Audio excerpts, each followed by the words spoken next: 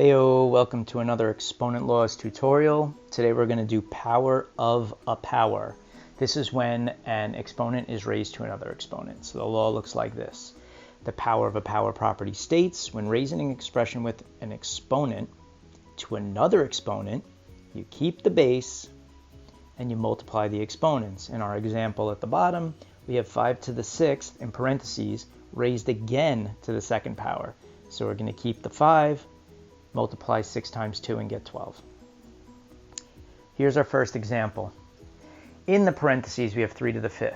It is then raised again to the 4th. The rule says, keep the base, multiply the exponents. You get 3 to the 20th power, and you are good.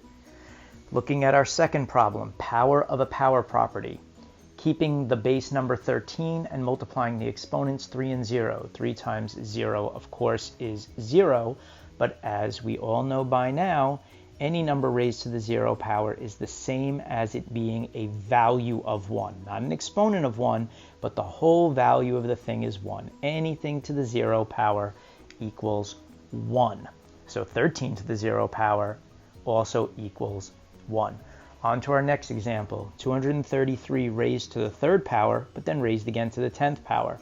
When there's parentheses, the power of a power property says, what we're going to do is keep the base number of 233 and then multiply the 3 times the 10 to get the exponent of 30. Our final answer then is going to be 233 to the 30th power. Now, what is that? I don't know, but I don't have to know.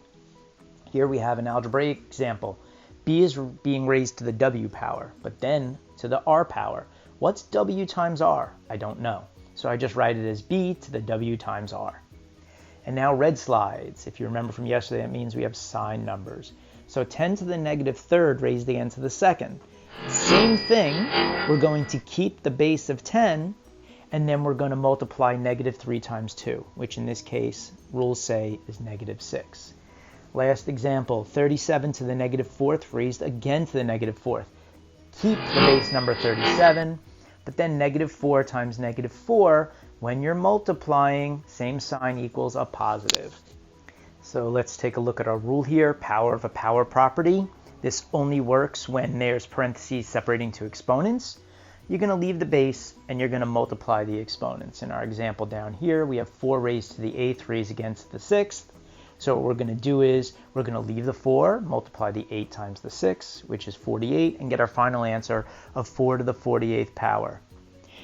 Good luck on today's quiz. Remember, you can always message me on Pupil Path or on Google Classroom if you have any questions.